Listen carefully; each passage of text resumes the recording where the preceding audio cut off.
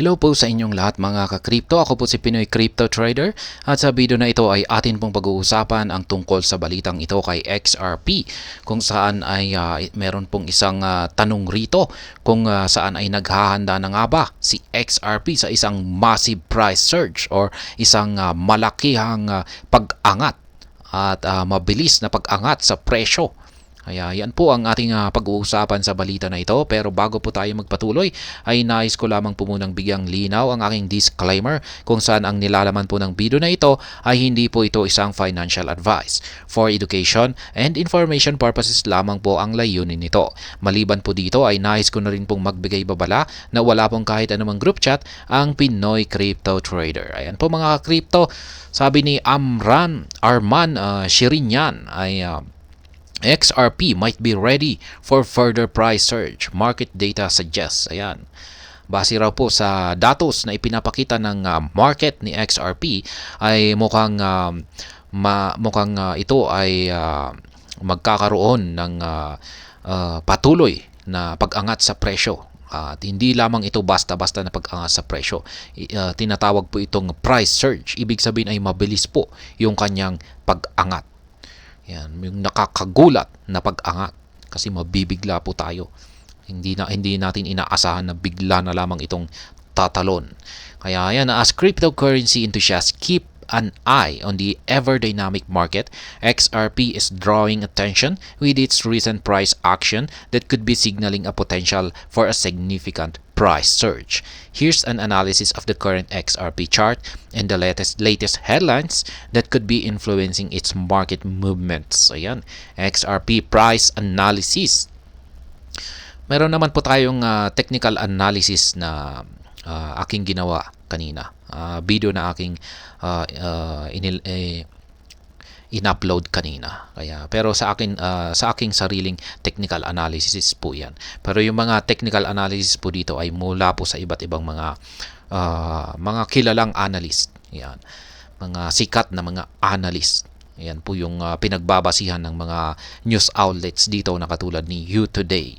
Kaya yan, examining the provided XRP chart, the token has shown a notable recovery, making a bullish run toward higher resistance level.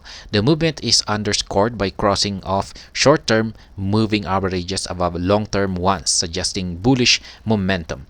The volume profile also indicates a healthy interest in XRP with consistent volumes supporting the recent price increase. Yan. Gumagamit po sila ng mga moving averages. Pero sa akin po ay hindi po ako gumagamit naman po ako ng mga moving averages, pero mas naka-depend po ako kasi sa mga support at saka resistance lines. Pero okay na rin po yung mga moving averages na yan. Possibility of bullish price reversal. Ayan. The price pattern suggests that XRP is testing a crucial resistance point. A break above this level could confirm a bullish price reversal. Ayan, potentially leading to a new uptrend. The momentum indicated by the moving average divergence or MACD is in a bullish zone, which supports the scenario of a continued uptrend. Ayan, sabi dito kung pag makikita po natin yung ating MACD dito sa ibaba, ay nagpapakita naman po ito ng bullish zone or bullish signal. Ibig sabihin ay patuloy lamang daw po yung uptrend nito or pag-akyat nito sa presyo. Pero maliban pa dyan ay meron po tayong isang resistance point dito. Ayan po ang sabi niya rito.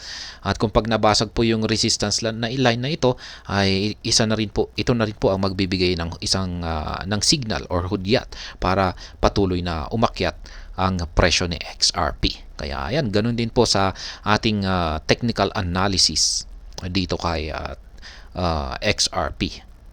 While the current trend appears bullish, traders are always on the lookout for signs of a reversal. A significant pullback after failing to break the resistance could lead to a short-term bearish scenario. Traders would monitor the RSI for any signs of divergence that could indicate a loss in momentum. Ayan, totoo po yan. Kung pag hindi po kinayang basagin ng market price ni XRP ang napakatibay na isang resistance line, ay syempre ang mangyayari rito ay magkakaroon ng rejection or pullback. Yan, magkakaroon ng pullback at babagsak yan sa susunod na support line sa ilalim. At yan po yung ating ginagawa sa ating madalas na technical analysis kay XRP. At syempre, babagsak ito, magkakaroon ng short-term na bearish scenario. Ayan. Kaya maraming mga traders ay nagbabantay po sila sa iba't ibang mga indicators nila, mga technical indicators tulad ng mga RSI. Ayan, kung kakayanin nga ba talagang basagin ni XRP yung resistance line or magkakaroon ito ng pullback or rejections.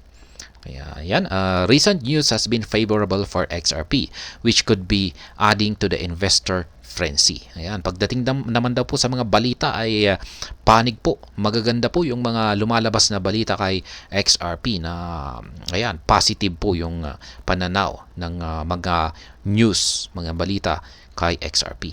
A key highlight includes the SEC's loss to Ripple, where a federal judge rejected the SEC's bid to appeal a decision favoring Ripple, which has likely boosted investor confidence in XRP. Yan. Isa lamang po rito ay yung pumanig, yung federal judge dito kay Ripple. Ayan, rineject niya po yung appeal ng SEC. Kaya dahil dyan ay nagdulot po yan ng confidence yan, sa mga investor para ayan, mas lalo pang mag-invest sila dito kay XRP. Furthermore, Ripple's third quarter 2023 report highlighted material growth in the adoption of XRP, with new listings on options markets adding to the positive sentiment. However, some uncertainty remains as the SEC gears up for a potential appeal, which has previously led to negative pressure on XRP's price. Still, the overall increasing adoption and consecutive legal wins for Ripple provide a solid backdrop for potential price appreciation. Yan. Yun nga lang, talagang pinipilit talaga ng SEC na mag-appeal yan, sa kanilang laban kay XRP. Kaya yan, sa appeal na ito ay ito yung parang nagdudulot ng takot sa ilang mga investors. Kaya yan, nagdudulot po ito ng negative pressure sa presyo ni XRP. Yan. Pero sabi nga ng mga abogado, mga kilalang abogado, lalong-lalo na si John Deaton, ay mababa po ang tsansa na ma-approve ang appeal ni SEC. Yan. Kahit na ilang beses pa nila itong pilit-pilitin or ulit-ulitin na mag-file ng appeal ay ayan, malabo. Kaya yan ang tungkol dito kay XRP. Tulad din po ng wala na rin pong pagkakaiba sa aking technical analysis kung saan ay nag-aabang po tayo ng breakout. Yan, breakout. At kung saan po siya nagkaroon ng breakout ay dyan po natin na masasabi, yan po ang ating magiging basihan kung saan patungo yung market direction ni XRP. At ayan, hanggang dito na lamang po tayo sa video na ito. Sana po ay inyong nagustuhan ang aking paliwanag dito. Kung inyo po itong nagustuhan, pakiclick lamang po ang like button nito. Para naman po sa mga bago lamang dito, kayo po ay aking inaanyayahan para mag-subscribe. Pakiclick na rin po ang bell icon nito dahil ito po ang siyang magsisilbing notification nito sa mga bago kong videos na akin pong ina-upload sa aking YouTube channel na ito. Marami pong salamat sa panonood. Ingat po tayo lagi at God bless po sa ating lahat.